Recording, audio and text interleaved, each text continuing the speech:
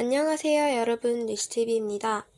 오늘은 저번 영상에 이어서 챕터 8의 녹음 영상인데요. 재밌게 봐주셨으면 좋겠고 보기 전에 구독과 좋아요 한 번만 눌러주세요. 그럼 시작합니다. Chapter 8 There has been a death.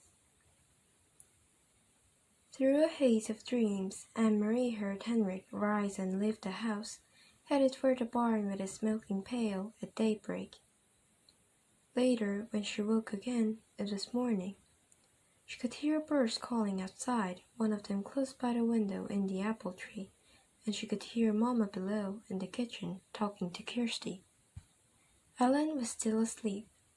The night before, so shortened by the soldiers in the Copenhagen apartment, seemed long ago. Anne-Marie rose quietly so that she wouldn't wake her friend.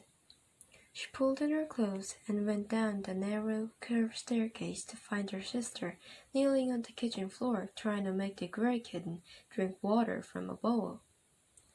"Silly," she said. "Kittens like milk, not water." "I'm teaching this one new habits," Kirsty explained importantly.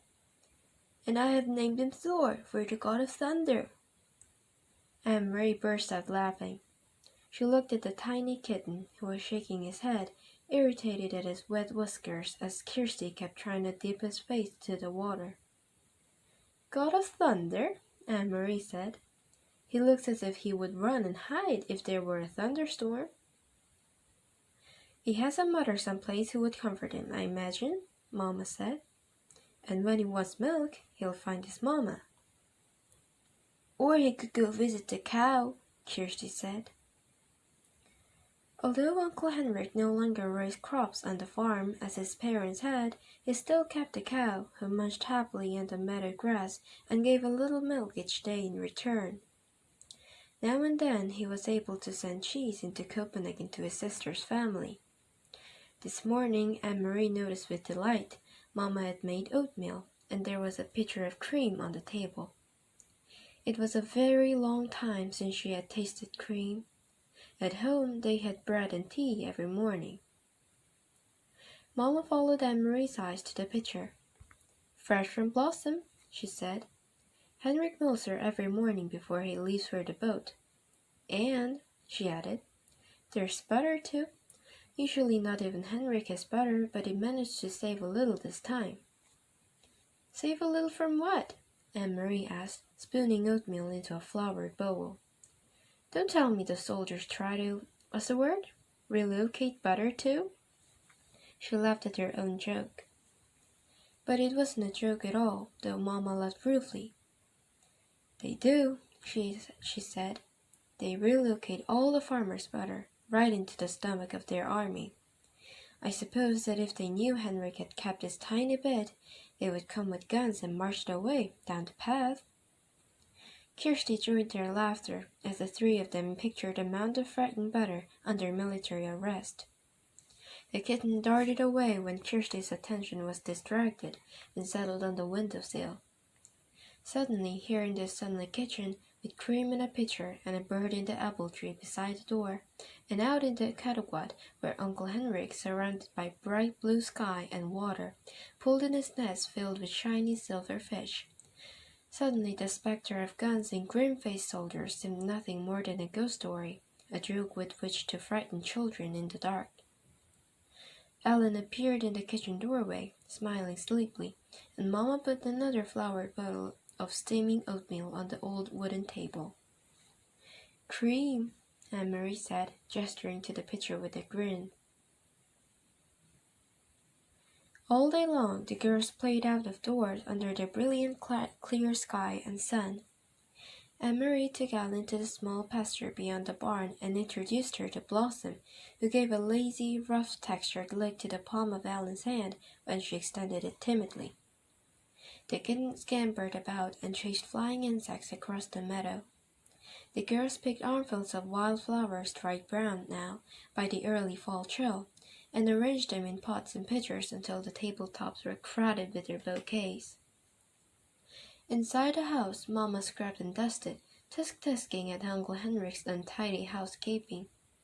She took the rugs out to the clothesline and beat them with a stick, scattering dust into the air. "He needs a wife," she said, shaking her head, and attacked the old wooden floors with a broom while the rugs aired. "Just look at this," she said, opening the door to the little used formal living room with its old-fashioned furniture. "He never dusts." And she picked up their cleaning rags.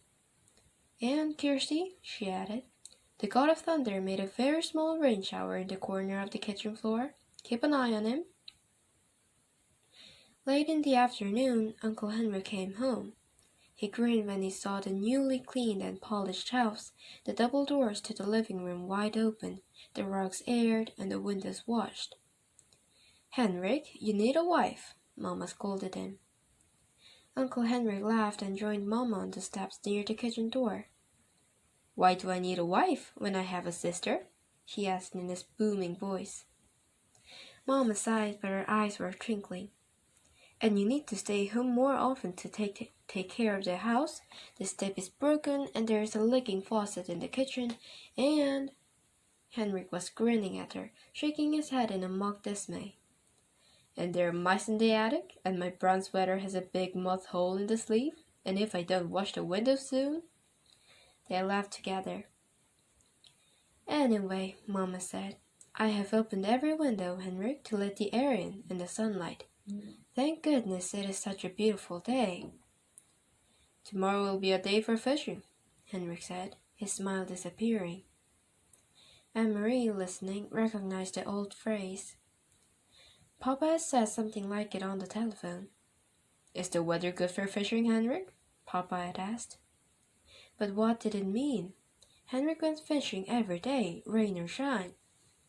Denmark's fishermen didn't wait for sunny days to take their boats out and throw their nets into the sea. Anne-Marie, silent, sitting with Ellen under the apple tree, watched her uncle. Mama looked at him. "The weather is right?" she asked. Henrik nodded and looked at the sky. He smelled the air. "I will be going back to the boat tonight after supper. We will leave very early in the morning. I will stay on the boat all night." Anne-Marie wondered what it would be like to be on a boat all night, to lie at anchor hearing the sea slap against the sides, to see the stars from your place on the sea. "You have prepared the living room?" Uncle Henrik asked suddenly. Mama nodded. "It is cleaned, and I moved the furniture a bit to make room." "And you saw the flowers?" she added. "I hadn't thought of it, but the girls picked dried flowers from the meadow." "Prepare the living room for what?" Anne-Marie asked. "Why did you move the furniture?" Mama looked at Uncle Henry. He had reached down for the kitten, scampering past, and now held it against his chest and scratched his chin gently. It arched his small back with pleasure. "Well, girls," he said, "it is a sad event, but not too sad, really, because she was very, very old. There has been a death, and tonight your great-aunt Bertha will be resting in the living room, in her casket, before she is buried tomorrow. It is the old custom, you know, for the dead to rest at home, and their loved ones to be with them before burial." Kirsty was listening with a fascinated look. "Right here?" she asked. "A dead person right here?" Anne-Marie said nothing. She was confused. This was the first time she had heard of a death in the family. No one had called Copenhagen to say that there had been a death. No one had seemed sad.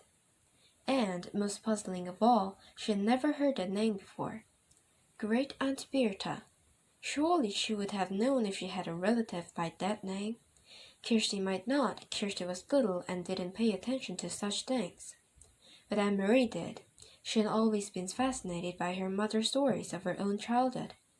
She remembered the names of all the cousins, the great-aunts and uncles, who had been a tease, who had been a grouch, who had been such a scold that her husband had finally moved away to a different house, though they continued to have dinner together every night. Such wonderful, interesting stories, filled with colorful personalities of her mother's family. And Anne-Marie was quite certain, though she said nothing. There was no great-aunt Bertha. She didn't exist.